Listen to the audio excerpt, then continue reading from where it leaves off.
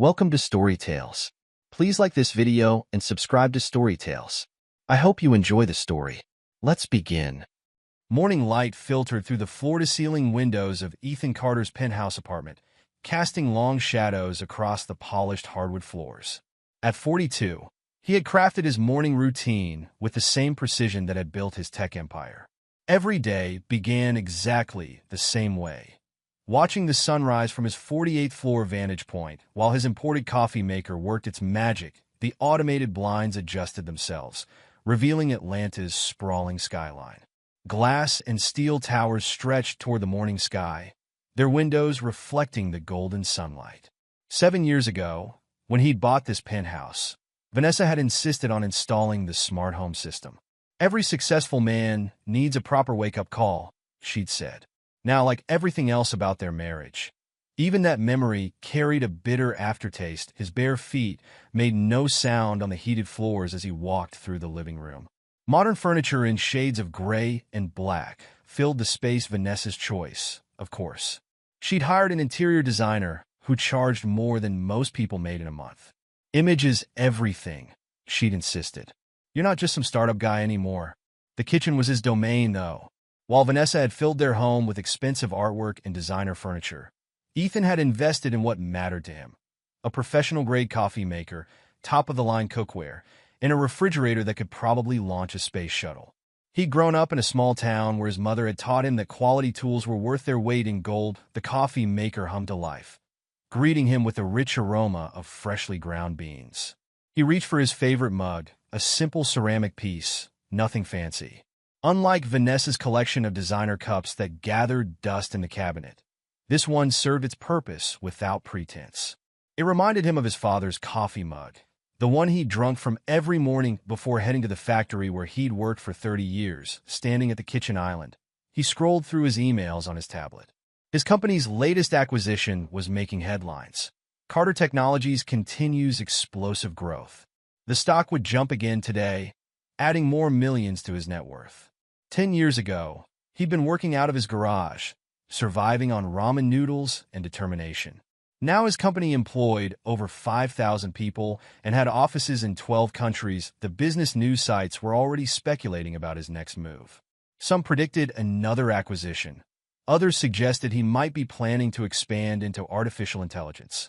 None of them knew about the revolutionary software his team was developing in secret, a project that would either make him a legend or bankrupt the company. His phone buzzed with meeting notifications. The board wanted to discuss the Asian market expansion. His R&D team needed approval for additional funding. The PR department had scheduled a press conference for next week. Success, he'd learned, was a demanding mistress. Last night, Vanessa hadn't come home again. Her excuse was the same as always: late meetings at the art gallery she managed. Once he might have believed her. The gallery had been her dream, something she'd talked about since their first date at that small coffee shop near Georgia Tech. He'd funded it as an anniversary gift 3 years ago, seeing it as an investment in their future together. The signs had been there for months. The new workout routine, the expensive clothes, the constant texting. She started spending more time at the gym than at the gallery. Her social media posts showed her at parties he hadn't been invited to, always perfectly styled, always surrounded by younger crowds. He wasn't blind. He was just waiting for her to make her move. That he poured himself a cup of coffee, watching the steam rise in the morning light. The bitter liquid matched his mood perfectly.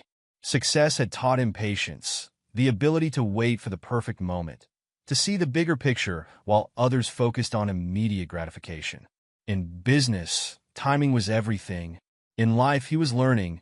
It was no different. The grandfather clock in his study chimed 7 times. Another of Vanessa's expensive tastes, paid for with his money. She'd found it at an antique auction in Paris during their last vacation together. It adds character, she'd said. Shows we have history. The irony wasn't lost on him now. The gentle buzz of his phone against the marble countertop shattered the morning silence. Vanessa's name flashed across the screen, along with a subject line that made his coffee suddenly taste like ash. The house is mine now. His thumb hovered over the notification. In that moment, time seemed to slow. He could hear the soft whir of the air conditioning, the distant honk of morning traffic 48 floors below. and the steady ticking of that antique grandfather clock, each sound marking the seconds before his life would change forever. The phone felt heavy in his hand, like it carried the weight of their entire marriage. 7 years of memories flashed through his mind. Their first date at that coffee shop near campus, the way she'd laughed at his terrible jokes, the proposal at sunset on Maui, their wedding day when she'd looked at him like he was her entire world. All of it leading to this moment. The email opened with an attachment icon for divorce papers, but it was the photograph below that caught his eye. The image burned itself into his retinas. Vanessa, her dark hair cascading over bare shoulders, wrapped around a man who couldn't have been older than 23. They stood in front of the infinity pool at his vacation home. The one he'd bought her for their 5th anniversary just 2 years ago. The pool had been her idea. Every luxury home needs an infinity pool, she'd insisted. He'd spent an extra $100,000 having it custom designed to her specifications. Now it served as the backdrop for her betrayal. The crystal-clear water reflecting their embracing figures like some twisted mirror of his failed marriage. The young man, Jake, his mind supplied the name with disgust, had his hands placed possessively on Vanessa's hips. Ethan recognized him from the gym where Vanessa spent her mornings. A personal trainer who drove a leased BMW and lived off his clients' fees. Both wore swimsuits that probably cost more than most people's monthly rent, likely purchased with the credit cards Ethan paid for each month. Their smiles carried the smug satisfaction of thieves who thought they'd gotten away with the perfect crime. Jake's expression particularly grated on him, the cocky grin of a young man who thought he'd outsmarted his elder, who believed he'd successfully poached another man's wife. The boy had no idea what real success looked like, what it took to build something lasting. Ethan forced himself to read Vanessa's message below the photo, each word hitting him like a physical blow. I've moved on. The house belongs to me now. Sign the papers and make this easy for yourself. The tone was pure Vanessa, entitled, demanding, absolutely certain of her position. Each word had been carefully chosen to wound, to remind him of every time he'd given in to her demands over the years. The new car when her 2-year-old Mercedes wasn't fresh enough. The bigger closet when her walk-in couldn't hold another designer bag. The endless renovations and redecorations that had turned their home into a showcase of her expensive tastes. She expected him to crumble, to roll over and give her everything she wanted, just like he'd done throughout their marriage. Every time she'd made a demand, he'd acquiesced, not out of weakness, but because he'd thought that's what love meant. Making your partner happy, supporting their dreams, being the foundation they could build their life upon. But something different stirred in his chest, now not the hot rage of betrayal, but something colder, more calculating. The same instinct that had helped him build his company from nothing, that had guided him through countless business deals and negotiations. The ability to see past the immediate emotion to the strategic possibilities that lay beneath. She thought she knew him. She thought he was predictable, that his pattern of giving in to her wishes was a sign of weakness rather than choice. In business, he'd learned that letting your opponents underestimate you was often the key to victory. Now, those same lessons would serve him in a very different arena. That he took another sip of his coffee, letting the warm liquid roll over his tongue as he considered his response. The corner of his mouth twitched upward as he typed 3 simple words. Are you sure about that? His finger hovered over the send button for just a moment. Not from hesitation, but from savoring the moment. Like a chess player seeing checkmate 5 moves ahead, he could already envision how this would play out. Vanessa had always been reactive, emotional. She'd expect him to rage, to beg, to fall apart. His calm response would unsettle her far more than any angry tirade. Before any response could come through, he blocked both Vanessa's and Jake's numbers with decisive taps. Let them think they'd won. Let them believe they'd broken him. Let them bask in their perceived victory while he prepared his countermoves. That he walked to the window, looking down at the city below. From this height, the people looked like ants, scurrying about their morning routines. How many of them were dealing with their own betrayals, their own shattered dreams? But he wasn't like them. He hadn't built an empire by accepting defeat. The sun had fully risen now, bathing his penthouse in golden light. It would be a beautiful day in Atlanta. Perfect weather for beginning the systematic destruction of his wife's carefully constructed new life. Ethan walked to his home office, each step measured and purposeful. The morning sun streamed through the windows, illuminating the space he'd crafted as his personal sanctuary. Unlike the rest of the penthouse, with its designer furniture and modern art pieces, this room reflected his true character. Dark wooden bookshelves lined the walls, filled with technical manuals and business biographies. Awards from industry publications sat alongside family photos, telling the story of his journey from small-town dreamer to tech mogul. The signed baseball from his father held pride of place on his desk.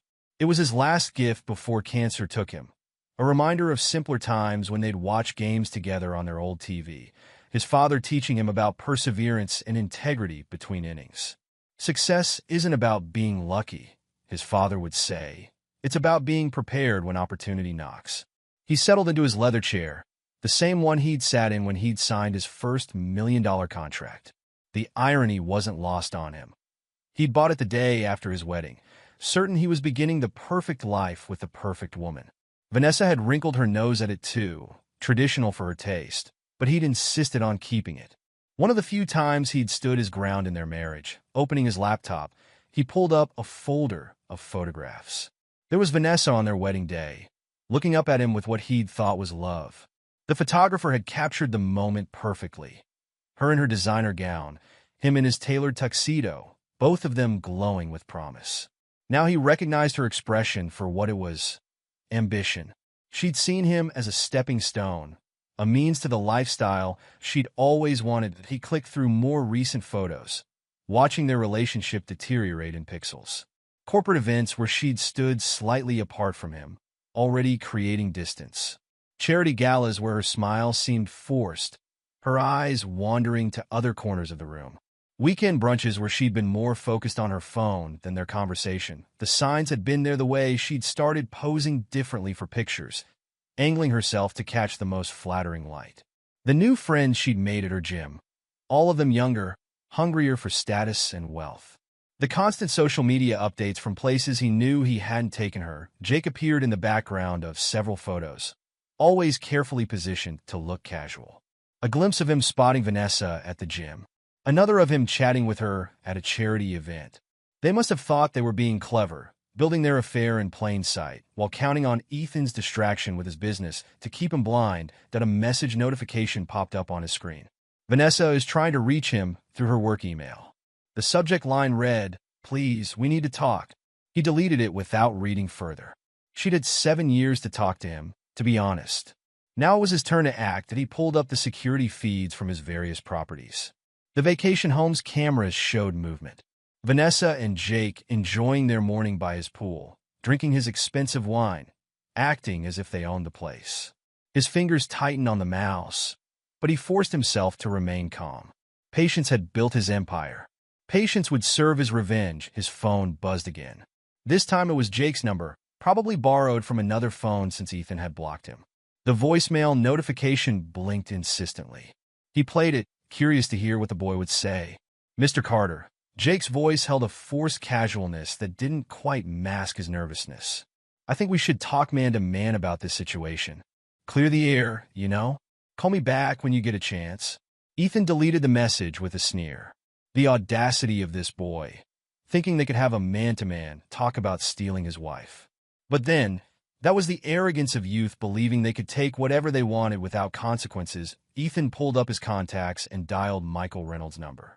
His attorney of 15 years answered on the second ring, his voice carrying the precise tone that had helped win countless legal battles.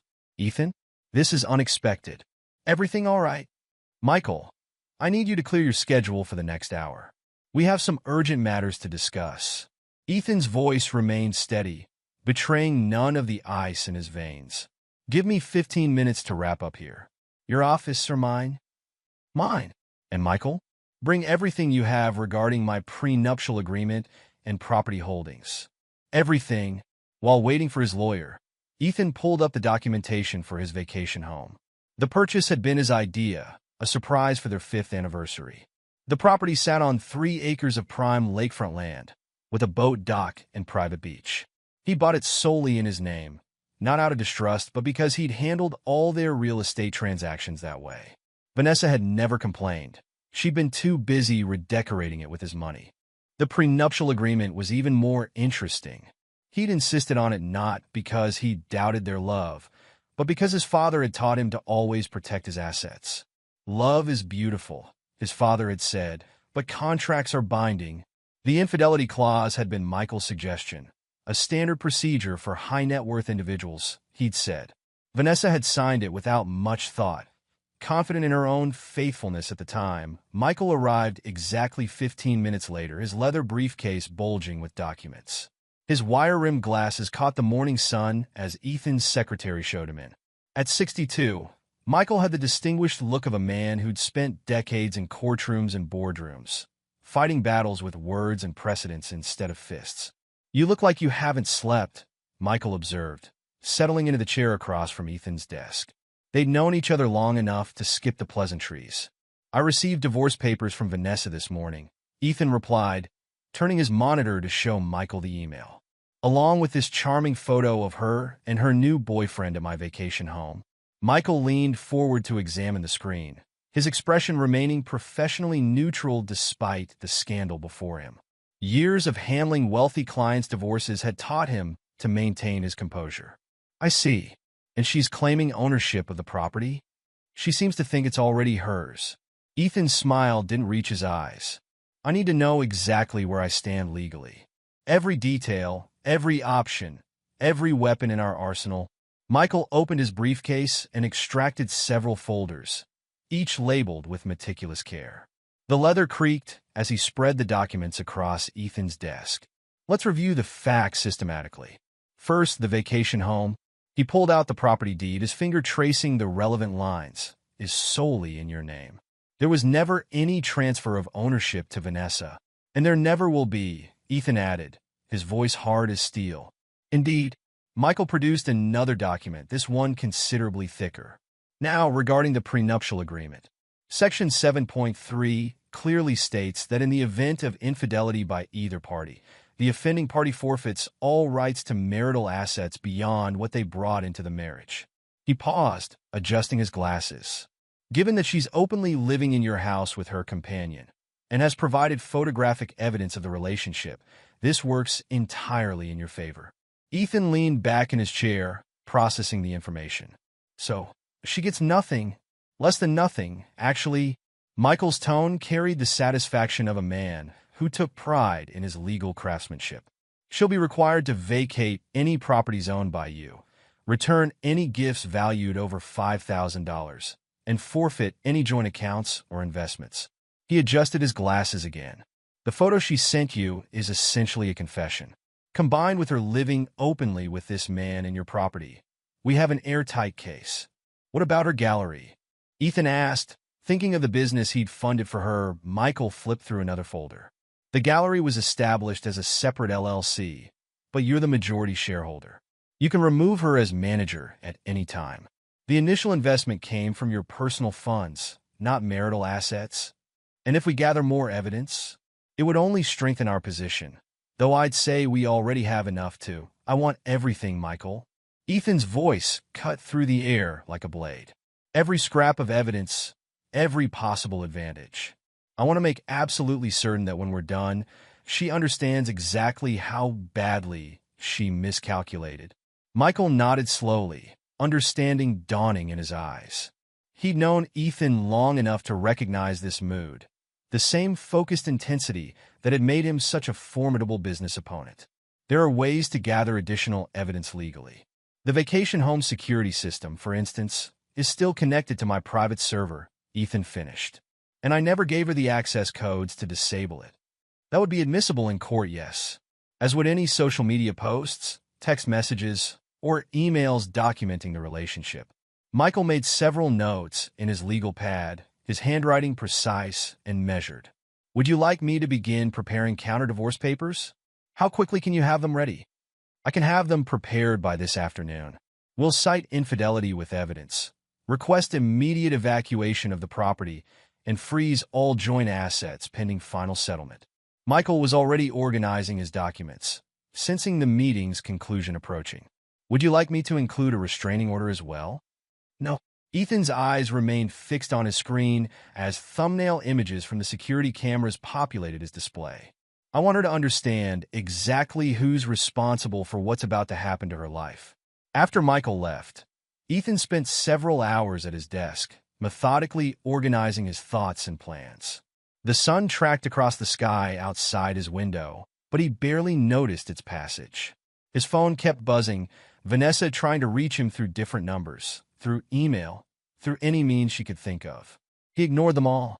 She'd had her chance to talk, to explain, to make things right.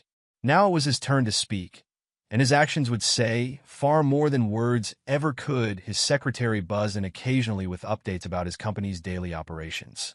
The Asian market expansion was proceeding as planned. The R&D team had made a breakthrough with their new software. The stock had indeed jumped, adding another $40 million to his net worth. None of it seemed to matter now. For the first time in years, his focus had shifted entirely away from business. The sun was setting when he finally stood up from his desk, casting long shadows across his office. He walked to the window, looking out over the city he'd conquered through determination and strategic thinking. Now he would use those same skills to dismantle the life of the woman who thought she could betray him and walk away with his property. That he pulled out his phone one last time, checking the blocked messages. 37 missed calls, 12 voicemails, 43 text messages. Each one a testament to her growing panic as reality began to sink in.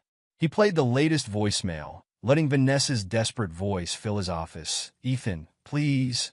I know you're angry, but we need to talk about this. You're not being fair. Just call me back, please." Not being fair? He deleted the message with a bitter laugh. She wanted to talk about fairness now. After betraying him in his own home? After trying to steal his property? After flaunting her affair in his face? Tomorrow would bring chaos and confrontation, but tonight was for preparation. As he stood at his window, watching the city lights come alive below, he allowed himself a small smile. The same smile that had crossed his face before every major business victory, every successful acquisition, every corporate takedown. "Are you sure about that?" he murmured, echoing his earlier message. "Oh, Vanessa, you're about to find out just how wrong you were." The next morning, Ethan sat in his home office, multiple monitors displaying different angles of his vacation home. The security system's interface spread before him like a command center, each camera feed a window into Vanessa's betrayal. His IT director, David Martinez, stood behind him, pointing out various features of the system. "The cameras are all still active and recording," David explained, his fingers dancing across the keyboard. "We've got complete coverage. Interior, exterior, even the boat dock.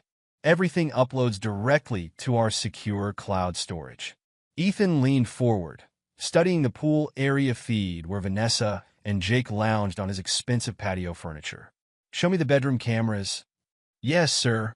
David typed a command, and the master bedroom appeared on the main screen. "We got crystal clear audio, too. These are the same security protocols we use for corporate installations.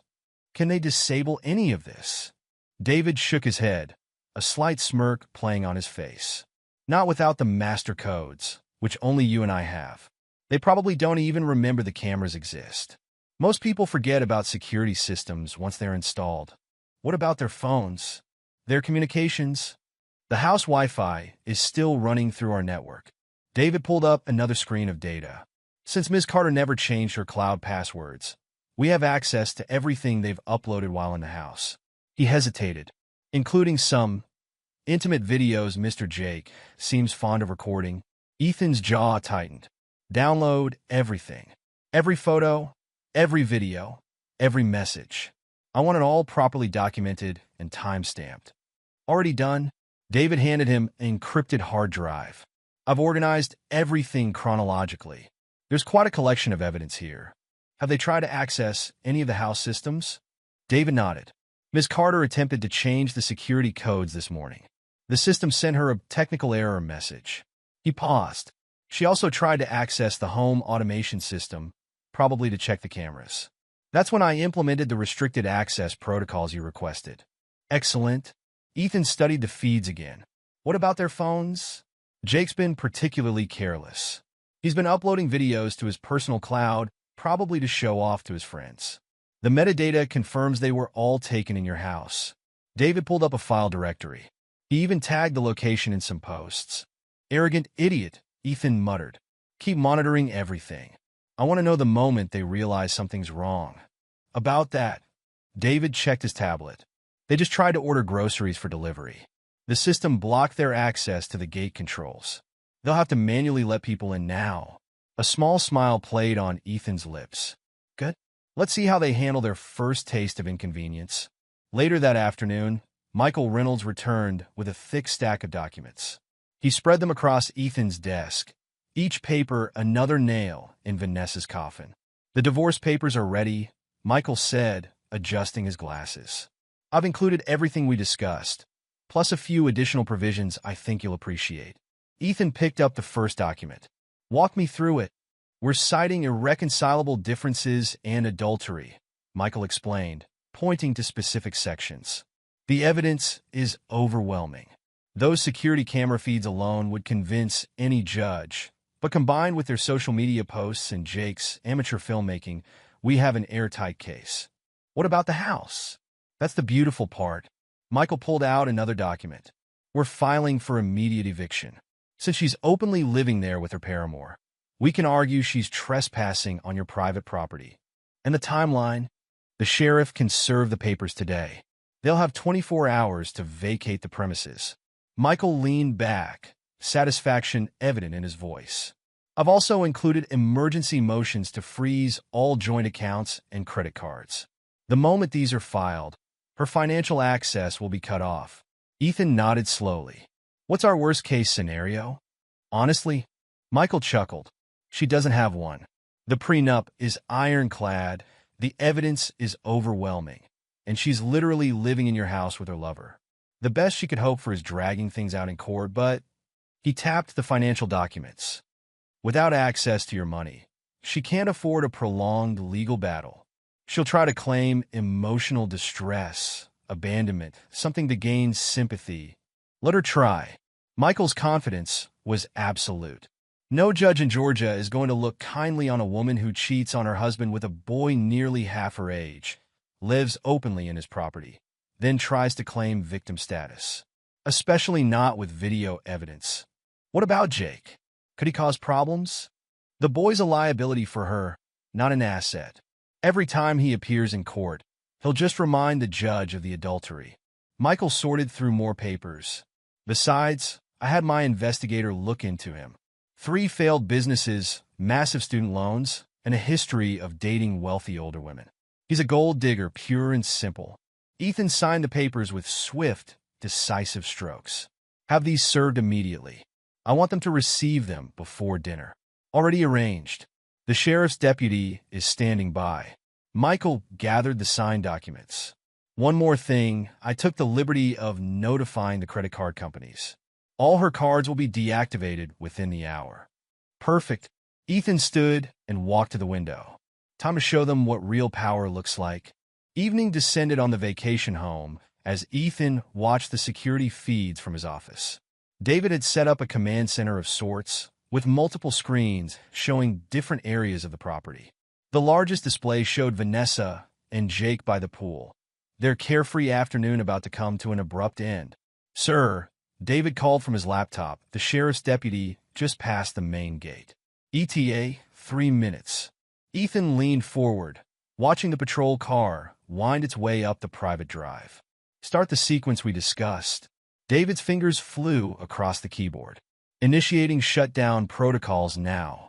On the screens, chaos erupted in precise, calculated stages. First, the Wi-Fi cut out, leaving Vanessa staring at her phone in confusion. Then the smart home system went dark, killing the whole house audio that had been playing their music. The pool pumps whirred to a stop, leaving the water eerily still. "What the hell?" Jake's voice came clearly through the outdoor microphones. He stood up from his lounge chair, phone in hand. "Babe, the internet's not working." Vanessa tried her own phone, frustration evident on her face. "Everything's down. Must be a power outage or something." "Negative," Jake replied, pointing to the house lights that still blazed. "Power's fine. Maybe the router." The sound of tires on gravel cut him off. The deputy's car appeared around the last bend, its presence immediately casting a shadow over their poolside paradise. "Cut the house power," Ethan commanded. "Leave only the security systems running." David executed the command.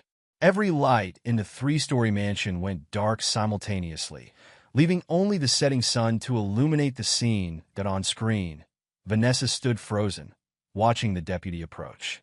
Her voice trembled slightly as she called out, "Jake, get in the house. Now." "No way," Jake replied, puffing up his chest. "I'm not hiding from some cop. This is our house now, remember?" Ethan's laugh was cold. "Play the audio through the outdoor speakers." David activated the system, and Ethan's voice boomed across the property. "Are you sure about that?" The effect was immediate. Vanessa dropped her phone, the device clattering on the expensive tile. Jake spun in circles, trying to locate the source of the voice. "What the fuck?" Jake shouted. "Where is that coming from?" The deputy reached the pool area, legal documents in hand. "Mrs. Carter? Mr. James? I have court orders to serve you both." Vanessa's hands shook as she accepted the thick envelope. Her designer sundress suddenly seemed inadequate protection against the evening chill that had descended. "What is this?" she demanded, tearing open the envelope. Her eyes widened as she scanned the first page. No, this can't be right." Jake grabbed the papers from her hands, his face reddening as he read. "Eviction notice? Divorce papers? He can't do this." The deputy maintained his professional demeanor. "You have 24 hours to vacate the premises. All utilities and services will be discontinued immediately by court order." "This is bullshit." Jake threw the papers down. "We have rights." "No, Mr. James," the deputy replied calmly. "You don't. This is private property, and you're both now legally classified as trespassers. I suggest you use the remaining daylight to pack your belongings." Back in his office, Ethan watched the scene unfold with cold satisfaction. David had pulled up additional feeds showing the interior of the house, where Vanessa was frantically trying every light switch and faucet. "The water, too," she screamed, her voice cracking. "He can't just cut off everything." Jake stormed through the house, his previous confidence evaporating with each new discovery. "My cards declined. All of them. What the hell is going on?" "Try mine," Vanessa called out, digging through her purse. She pulled out a platinum card, one of many Ethan had provided, and handed it to Jake. "Call for a car service. We need to get out of here." Jake's face fell as he tried the card. "Declined. They're all declined." He slammed his phone down. "He's cut us off completely." "Give me your phone," Vanessa demanded. "I'll call my lawyer." "About that?" Jake checked his device again. No signal. And no Wi-Fi means no calls over the internet either. Ethan turned to David. "Send the evidence package now." David nodded, executing a series of commands. Sending to all specified contacts. Her family, friends, Jake's gym clients, everyone in their social circles. On screen, phones throughout the house started buzzing with notifications. Vanessa grabbed hers, then immediately dropped it like it had burned her. "No. Oh God, no." Jake looked over her shoulder, his face draining of color. "He sent everyone the videos. All of them. How did he even get those?" "The cloud storage, you idiot." Vanessa whirled on him. "You just had to record everything, didn't you? Had to show off to your friends. Don't blame this on me." Jake backed away from her fury. "You said he was clueless. You said he'd give you anything you wanted in the divorce." Their argument echoed through the empty house, captured perfectly by the security systems. Ethan watched as their relationship began cracking under the first real pressure it had faced. "My mother just called," Vanessa whispered, staring at her phone. "She's seen everything. Everyone has seen everything." Her voice rose to a shriek. "What were you thinking recording us like that?" Jake's response was to grab his gym bag and start shoving clothes into it. "This is insane. I'm not staying here to get arrested." "You can't leave." Vanessa grabbed his arm. "We need to figure this out together." He shook her off roughly. "Figure what out?" "He owns everything. The house, the cars, even your precious gallery." He yanked his arm free. "I didn't sign up for this shit." David looked up from his monitoring station. "Sir, Miss Carter is trying to access the garage doors. Should I deny the override?" "Let them open." Ethan replied. Let him run. They watched as Jake threw his bag into his leased BMW, the car he'd bought to impress his wealthy clients. Vanessa chased him down the driveway, her perfect hair coming undone, her expensive sundress catching on the ornamental bushes she'd insisted on planting. Jake, please, she called out. Don't leave me here alone. But the BMW's engine was already roaring to life. Jake backed out quickly, nearly hitting one of the decorative statues. As he reached the gate, David pressed a button, and it opened smoothly. Allowing his escape, Vanessa stood in the growing darkness, watching her young lover abandon her at the first sign of real trouble. Her phone buzzed again. More messages, more people discovering her shame. Ethan, she screamed at the security cameras, finally remembering their existence. I know you can hear me. You can't do this to me. Ethan leaned toward the microphone, his voice carrying through every speaker in the house. Are you sure about that? Night had fallen completely now, leaving Vanessa alone in the dark mansion. Emergency lights cast eerie shadows through the halls. Another of Ethan's precautions, ensuring the security cameras would have enough light to keep recording. Status update, Ethan commanded. Watching the feeds from his office, David checked his monitors. All systems performing as planned. House temperature rising since we cut the air conditioning. Currently 85 degrees inside and climbing. He pulled up another screen. She's tried calling 37 different numbers in the last hour. No connections, of course. What about her social media? Complete meltdown. The evidence package hit every platform simultaneously. David scrolled through the feeds. Her friends are unfriending her. Her gallery clients are canceling appointments. And Jake's gym just terminated his employment contract. Ethan nodded slowly. Show me the master bedroom feed. The main screen switched to show Vanessa sitting on the edge of their king-size bed, her face illuminated by her phone screen as she desperately tried to manage the chaos. Her perfectly styled hair had come completely undone, and her expensive sundress was wrinkled from chasing after Jake. You've ruined everything, she screamed at the cameras, her voice hoarse. All my friends, my reputation, my gallery, everything I built. Everything I built, Ethan corrected through the speaker system. Everything I paid for. Everything you took for granted. She threw her phone at the nearest camera. It missed, clattering against the wall instead. You're being cruel. This isn't like you, Ethan. You're always reasonable, always willing to talk things through. The time for talking ended when you brought another man into my house. Our house, she shot back.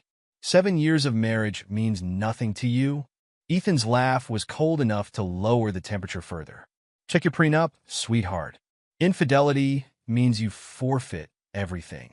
But then, you never bothered to read the fine print, did you? Too busy planning your next shopping spree with my money. Vanessa stood up, pacing the room like a caged animal. Sweat beaded on her forehead from the rising heat. I'll fight this. I'll get a lawyer. With what money?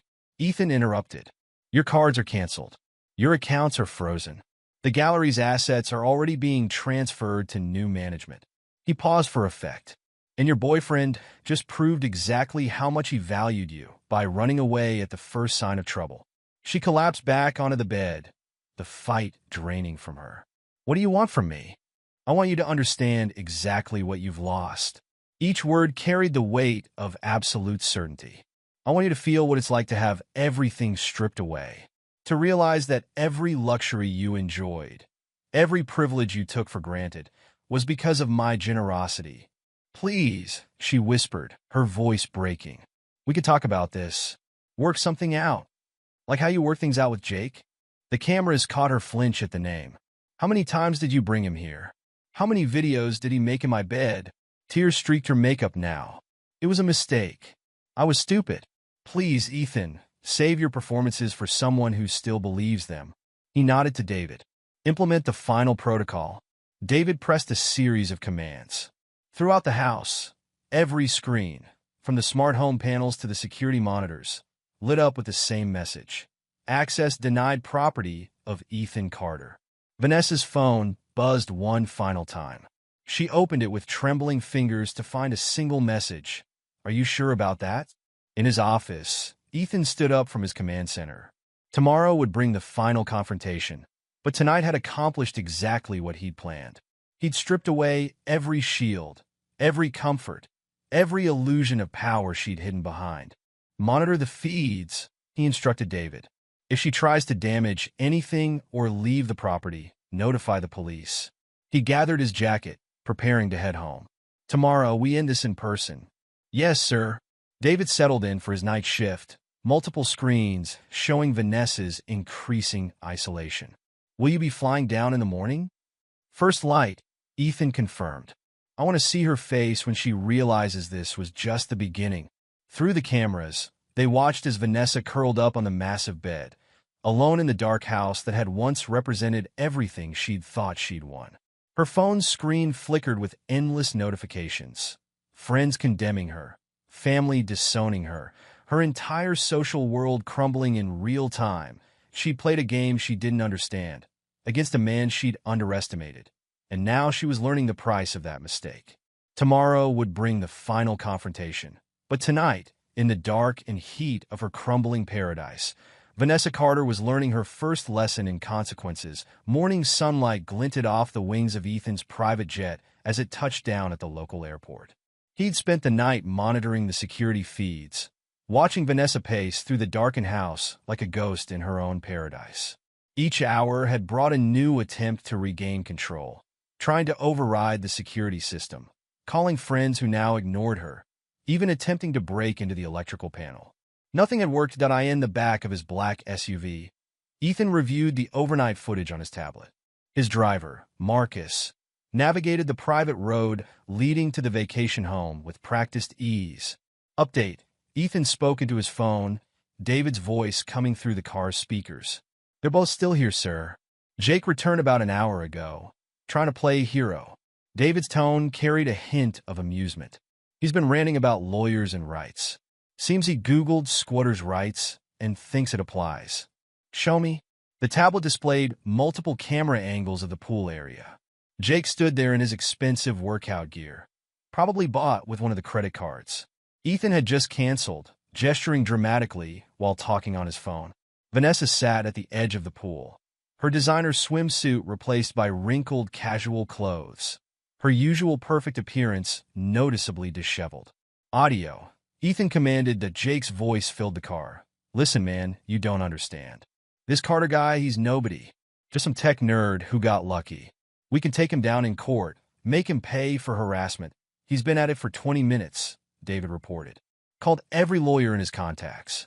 None of them are actually connecting, of course, but he's putting on quite a show. Ethan's laugh was without humor. He still doesn't know, does he? No, sir, David confirmed. The cell signal blocker is still active. His calls aren't actually going through. He's basically performing a one-man show for our cameras. And Vanessa tried to access the house accounts all night. She finally realized you've locked her out of everything: credit cards, bank accounts, even her social media. She spent 2 hours trying to explain away those videos to her family. Most of them have blocked her number. The SUV turned onto the final stretch of private road. Through the trees, Ethan could see his vacation home rising like a modern castle, 3 stories of glass and stone that he'd bought at the height of his success. The infinity pool stretched toward the lake, its still waters reflecting the morning sun. He remembered the day they'd first viewed the property, how Vanessa had claimed it was perfect for entertaining her social circle. Now those same socialites were sharing her shame across every platform. Any property damage? He asked, scanning the exterior cameras. Jake tried to force open the garage door around dawn, triggered the alarm, and scared himself half to death. David chuckled. Vanessa stopped him from breaking windows. Apparently, she still thinks there's a way to salvage this situation. Marcus slowed the SUV as they approached the gate. Sir? Security team is in position. Ethan nodded, noting the unmarked cars stationed discreetly along the approach. He'd hired ex-military contractors. Not that he expected much resistance, but he believed in being prepared. The police? 5 minutes out, David confirmed. They've got the court orders and eviction notices ready. Detective Rodriguez is leading the team.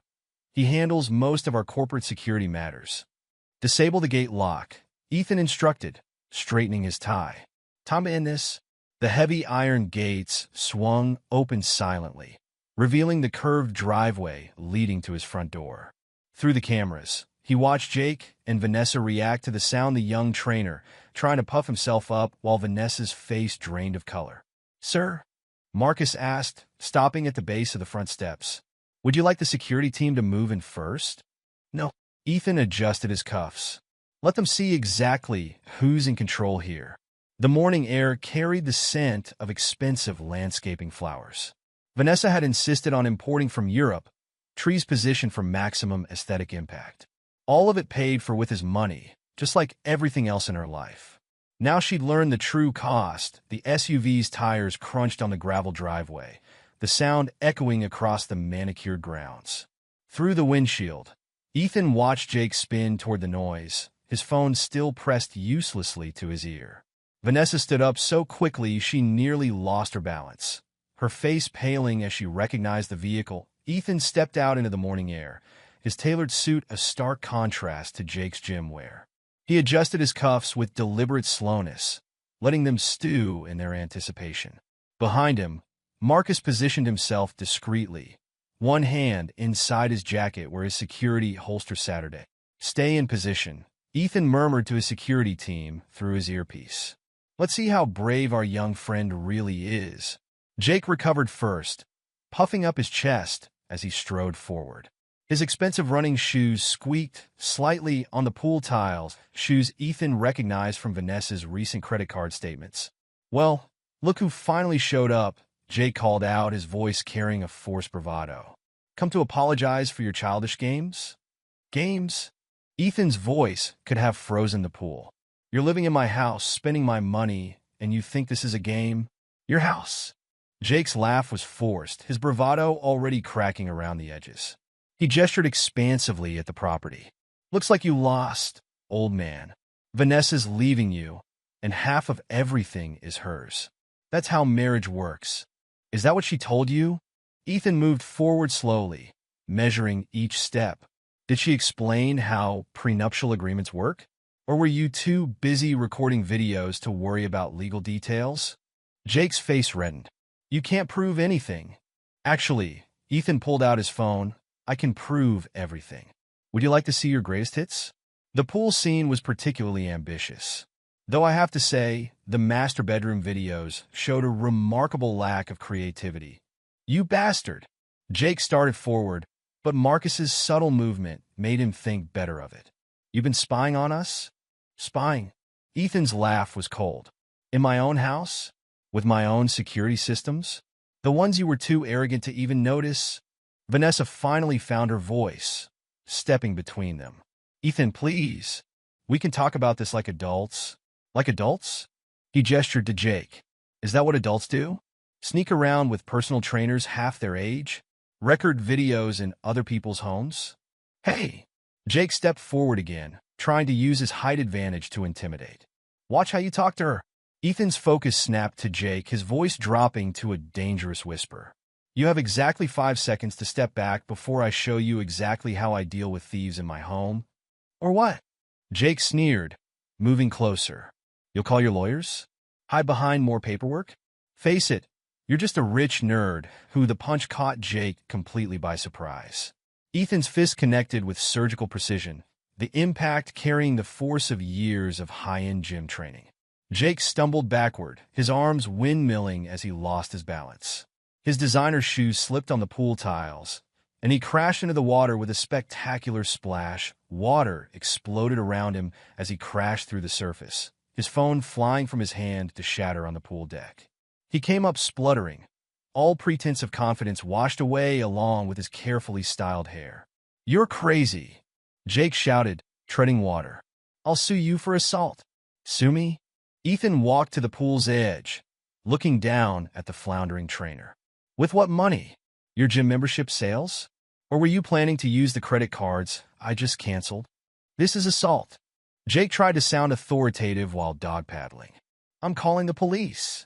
"They're already here." True to his word, police sirens wailed in the distance, growing closer. Jake's face went from angry to panicked in an instant. He looked around wildly, suddenly realizing he was out of his depth in more ways than one. "You set us up," he accused, finally managing to grab the pool's edge. This whole thing was a trap. No, Ethan corrected, watching him struggle to pull himself out. This was consequences. Something you're about to become very familiar with. Two police cruisers appeared around the bend, followed by an official-looking sedan. Michael Reynolds stepped out of the sedan, legal documents in hand, looking impeccable as always in his $1,000 suit. Perfect timing, Ethan noted, checking his watch. Michael, would you like to explain to these trespassers what happens next? Of course.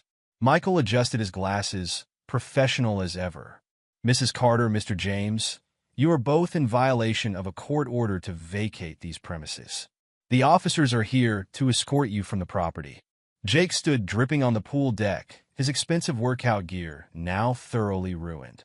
This is bullshit. Vanessa, tell them this is your house too. Actually, Michael interjected, pulling out a specific document. According to these papers, which Mrs. Carter signed herself, this property belongs solely to Mr. Carter. Your presence here constitutes criminal trespassing. Detective Rodriguez stepped forward, his badge glinting in the morning sun. Mr. James, Mrs. Carter, we can do this the easy way or the hard way. But either way, you're leaving the premises now. Jake stood dripping on the expensive tiles, his confident facade washing away with each drop of pool water. He looked between the officers and his shattered phone, reality finally crashing down around him. This is insane, he sputtered, running his hands through his wet hair. Vanessa, do something. Tell them about your rights. Detective Rodriguez stepped forward, his experienced eyes taking in the scene. Mr. James, let me be clear about your situation. You're currently trespassing on private property after being served with a legal eviction notice. That's a criminal offense. But she invited me here. Jake pointed at Vanessa. This is her house too. That's incorrect, Michael interjected smoothly, holding up another document. I have here the property deed, showing Mr. Carter as the sole owner. And this, he produced another paper, is the prenuptial agreement Mrs. Carter signed, specifically outlining the consequences of infidelity. Vanessa stood frozen, watching as her carefully constructed world collapsed. Her designer clothes, now wrinkled from a sleepless night, hung awkwardly on her frame. Ethan, please, we can work this out. Think about our history together. History? Ethan's voice cut through the morning air. Let's talk about history. 7 years of marriage. And you throw it away for what? A boy who records your affair to boost his social media following. Officer Martinez, a female officer who had been quietly observing, stepped forward. Mr. James, you have two options. You can leave the premises voluntarily, or we can escort you out in handcuffs. Which would you prefer? You can't do this. Jake's voice cracked as he backed away from her. I have rights. I've been living here. Michael cleared his throat. Actually, your presence here for the past week does not establish residency under Georgia law. Furthermore, any personal items you've left here are subject to the court order we filed yesterday. Jake's tough guy facade crumbled completely. He looked at Vanessa, then at the officers, then at his wet clothes.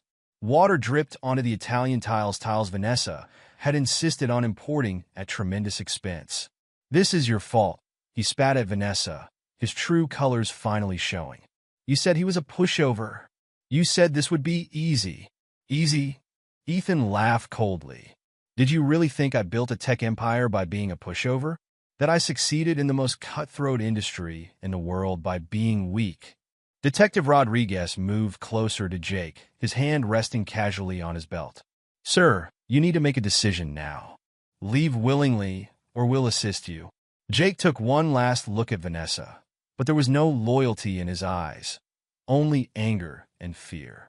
You're on your own. I'm not going to jail for you. They watched as he stomped to his BMW, leaving wet footprints across the driveway. The car he'd leased to impress his wealthy clients, trying to project success he hadn't earned. The engine roared to life one final display of bravado, and he peeled out of the driveway, nearly hitting one of the police cruisers in his haste to escape. Record his plate number, Ethan instructed Marcus quietly. Make sure our friends at the dealership know about his financial situation. Vanessa stood alone now, her perfect world shattered like Jake's phone on the pool deck. Her designer clothes, once a symbol of her supposed success, now looked like a costume, a facade as fake as her marriage had become. Ethan, her voice quivered. You've made your point. Can we please talk privately? Just us. There's nothing left to discuss. He gestured to Michael. Show her the final papers. Michael stepped forward, opening his briefcase on a nearby pool table. Mrs. Carter, these documents require your immediate signature. They confirm your acceptance of the divorce terms and your forfeiture of all marital assets, as per the infidelity clause in your prenuptial agreement. All assets? Her voice trembled as she approached the table. But the gallery, my clothes, my car? I've worked so hard. Worked? Ethan cut her off. Let's be precise about what you've done. The gallery belongs to me. Check the incorporation documents that you clearly never read. You were never more than an employee I've now terminated. But my reputation, my standing in the community, should have thought about that before you let Jake record your adventures. Ethan nodded to David, who had emerged from the security office. Show her. David held up his tablet, displaying a social media feed. Vanessa's face went ash-white as she saw the conversations unfolding. Her carefully curated social circle was imploding in real time. Those videos, she whispered. You sent them to everyone? No, Vanessa. Jake sent them to everyone. I just made sure his cloud storage was accessible. Every video, every photo, every message, all properly time-stamped and authenticated. Tears streaked her makeup, but Ethan saw them for what they were. Manipulation, not remorse. She cried the same way when she wanted the vacation home, the new car, the endless renovations. You're destroying everything I built, she sobbed, her knees giving way. She sank to the expensive patio tile she'd insisted on importing from Italy at a cost that could have bought a small house. Everything I built, he corrected, his voice hard. Everything you took for granted. Everything you thought you could steal. Officer Martinez stepped forward, her expression professional but sympathetic. Mrs. Carter, we need to begin the eviction process. Do you have any personal items you'd like to collect? Personal items?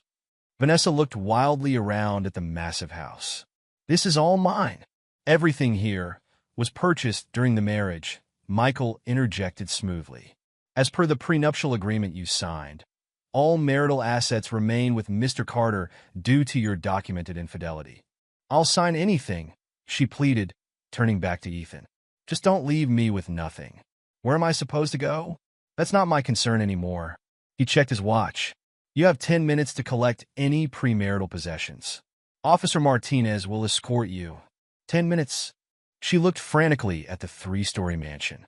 But my things, my clothes, are all property acquired during the marriage. Michael reminded her. You may take only items you owned before the wedding, as documented in the prenuptial inventory. Detective Rodriguez stepped forward. Mrs. Carter, please cooperate. This doesn't need to become more difficult than it already is. Officer Martinez led Vanessa into the house, their footsteps echoing off the marble floors. The emergency lights cast strange shadows. The main power was still cut, a reminder of how completely Ethan controlled the situation. The gallery staff has been notified, Michael reported quietly, standing beside Ethan as they watched the house. New management takes over today. Her personal items there will be packed and stored according to the court order. And her social circle? Completely shattered. The country club board met early this morning to revoke her membership. Her so-called friends have all distanced themselves apparently. Nobody wants to be associated with a scandal this public. David approached with his tablet. Sir, Jake just tried to access his gym's computer system. He's discovered his employment has been terminated. On what grounds? Moral turpitude clause in his contract. The evidence package we released violated the gym's social media policy. Plus, David smiled slightly. His lease company just repossessed his BMW. Apparently, his credit cards were declined. They watched as Vanessa emerged from the house, escorted by Officer Martinez. She carried a single suitcase, the same one she'd brought to their first vacation together, before she developed a taste for luxury luggage. The officer followed with a small box of personal items. This is everything that matches the prenuptial inventory, Officer Martinez reported. All other items have been photographed and logged as marital assets. Vanessa stood by the police cruiser, her world reduced to a suitcase and a box. Her perfect hair had come completely undone, her expensive makeup streaked with tears.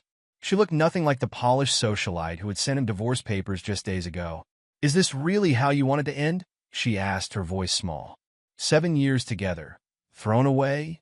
You threw it away, Ethan replied calmly. "I'm just cleaning up the mess. Where am I supposed to go? What am I supposed to do?" "Perhaps Jake can help you." Ethan's smile was cold. "Though I doubt his gym trainer's salary will maintain the lifestyle you're accustomed to, especially now that he's unemployed."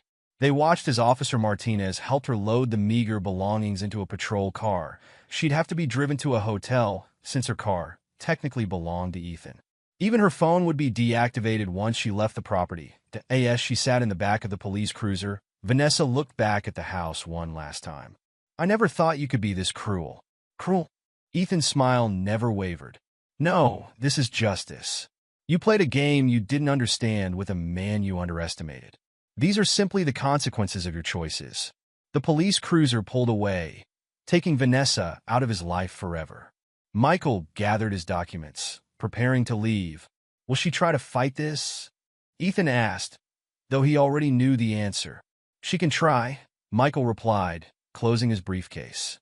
"But with the prenup, the evidence, and her current financial situation, she has no chance. It's over." That evening, Ethan sat in his home office, enjoying a cup of coffee as he watched the sun set over the city.